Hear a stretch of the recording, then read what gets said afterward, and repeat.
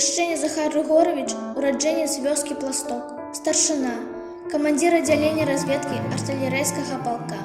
8 лютага 1945 года з групай разведчыкаў выйшаў у тыл ворага ў паўднёвай Прусіі, устанавіў сістэму агню праціўніка і распалажэнне абароны, захапіў палон 2 нямецкіх афіцэраў з важнымі дакументамі. На зваротным шляху разведчыкі былі выкрыты, завязаўся бой. Захар застаўся прыкрываць таварышаў, цяжка паранены трапіў у палон і быў закатаваны. Пасмяротна удостоены звання Героя Савецкага Саюза, навечна залічаны ў спіску батарэі артпалка. На радзіме Лушчэня ў вёсцы Пласток у гонар героя пастаўлены помнік. Яго імя носіць Ямецкая сярэдняя школа, вуліца ў горадзе Любані і ў вёсцы Пласток.